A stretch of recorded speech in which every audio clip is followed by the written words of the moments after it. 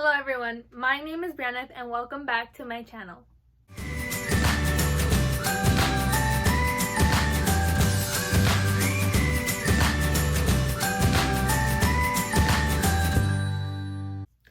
If you have already watched some of my previous videos, please remember to subscribe so I can create more content for this channel.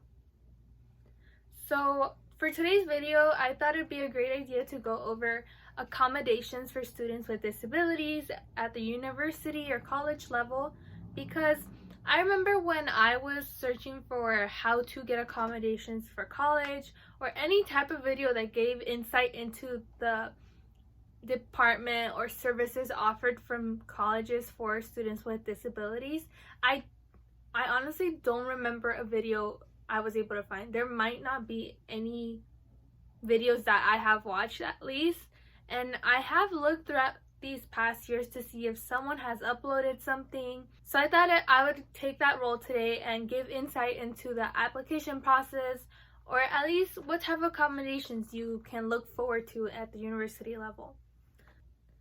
For those of you that don't know or haven't watched any of my previous videos, I am visually impaired, and I am visually impaired because I have blind spots in the center of my vision in both eyes. And with that, I have a disability and I do require accommodations in order to learn just as much as any other student.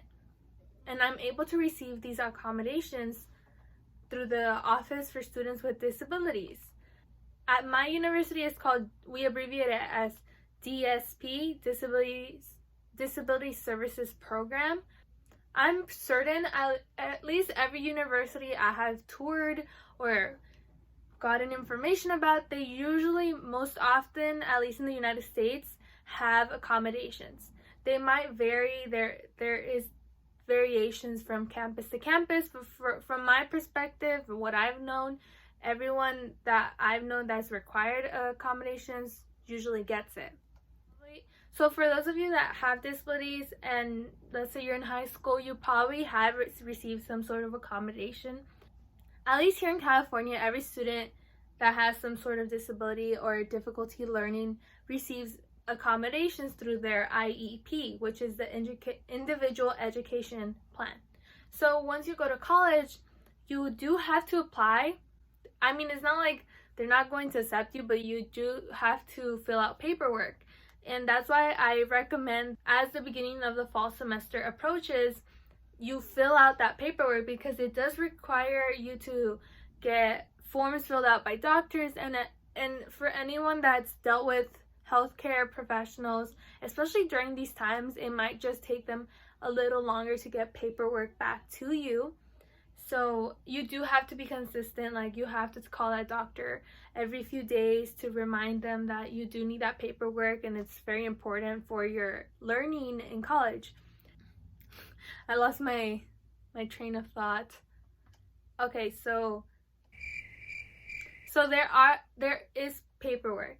There is an office. Usually you can call them, fax, email.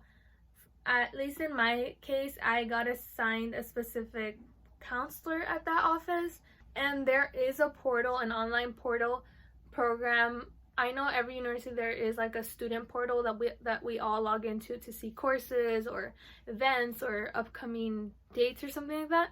There is also a separate portal for students with accommodations.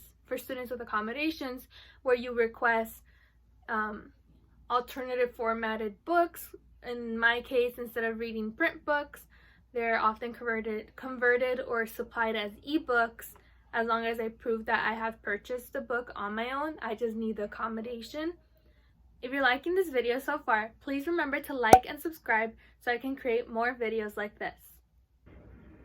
So I schedule all my exams, at least all the ones that I can take, at the DSP testing center. Their role is to get the exam from your professor and have everything ready once you arrive.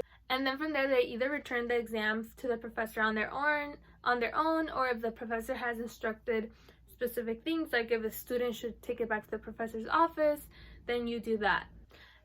Oh, and through this portal, you can access your accommodations letter, because you have to inform every professor on your own. So there is a system where you generate a letter that lists your accommodations, and that way you just hand that letter to your professor and they can know what to expect.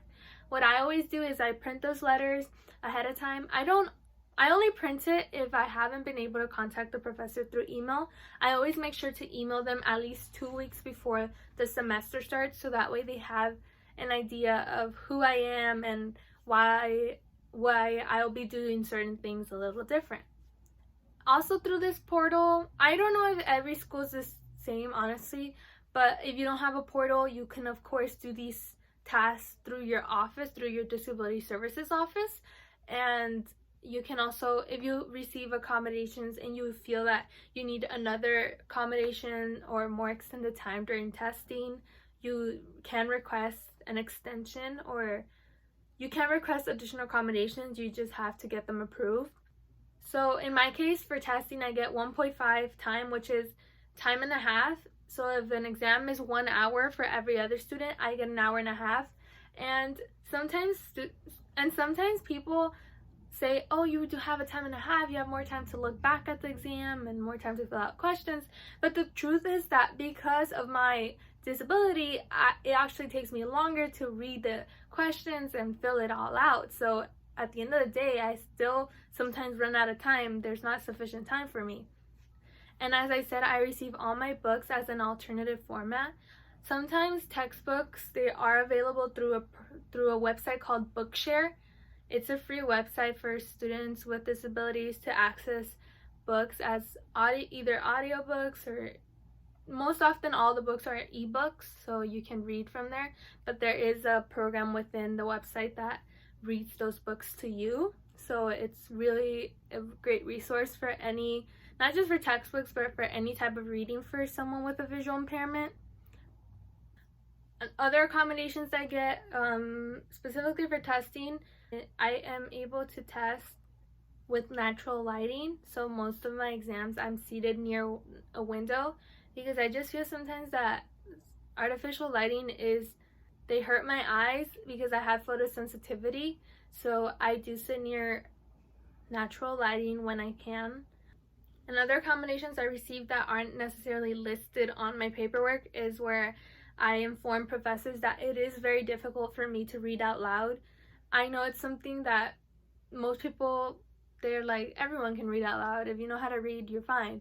But with blind spots, every time I look at a specific word, I see a blind spot, like there's no word there. So I do face difficulty simply reading. So reading out loud, I just get so flustered and frustrated having to read in front of people. So I always make sure to tell professors that, and so far everyone has been great about it. And I know I'm visually impaired, so I don't know specifically how other students deal with it, or deal with accommodations, but I have observed that it is, in university and college, it's just everyone's way more open, and you feel there's like just a general acceptance of students with disabilities and accommodations. I've always felt that classmates are cautious, or they're considerate of the fact that there are students that can't learn in the same way they can. So I felt from high school to college, it's been better for me in college. As someone with a disability, I feel more confident and more accepted. It's just in high school, students aren't as mature, they're not adults.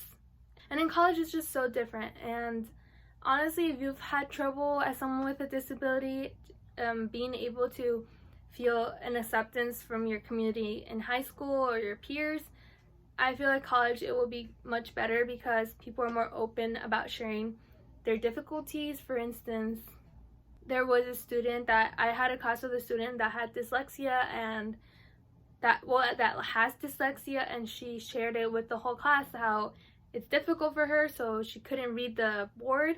And I faced that same difficulty, but for different reason.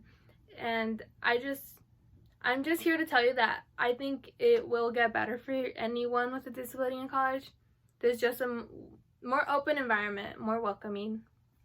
On my campus, and at least in every single campus I've stepped foot on, all the buildings are accessible. There's elevators, ramps, everything is really well organized on campuses. I feel like the designs of a campus, universities, they take into consideration all of their students' needs and everything's well organized. And for students, certain students that require accommodations in housing, there are those options. For instance, a part of my accommodations is that I'm always going to be assigned to a apartment or room located near an emergency exit, because as someone with a visual impairment, certain times if I was to wake up all of a sudden in the middle of the night and I couldn't reach for my glasses and I had to go out and like get out of the building as soon as possible, being near an exit is safer for me. So they are able to accommodate those things into a housing plan. And for students that have a wheelchair or motor difficulties or any type of challenge that requires them to live on the first floor of a building, or at least the easiest floor to access, the housing program will make sure to do that. I know this might not have to do with disability, but for any students that have dietary restrictions, and as freshmen, like at least on my campus, we were forced to get the freshman meal plan, so we did eat out of the dining hall. And for people with food sensitivities or allergies, there are accommodations where they create this like little kitchen within the dining hall where students can prepare their own food, or maybe they just need to speak with the dietitian on call for the dining services program. So there are those options for people that need them. So if you need any type of accommodation, please don't worry. Your university or college will probably provide all the services you need. It's simply about making sure to fill out all the forms and applications ahead of time. I know I started as soon as I graduated high school in June. I started filling out the paperwork because I did keep in mind that the doctors I went to are really busy and sometimes it takes them a few weeks to get the form back to me, and I wanted everything to be ready and processed and for me to have all the accommodations that I needed the first week I got onto campus. Because as a freshman, you don't want to spend your first week where there's opportunities for socializing and networking, filling out paperwork that you should have done during the summer. Anyways, thank you for watching and staying tuned. Please remember to like and subscribe so I can create more videos like this or any other content that you might be interested in. If you have any questions, please leave them down below. I'll make sure to answer all of them. And remember, if you want to live your best life, you always have to keep it real. Bye.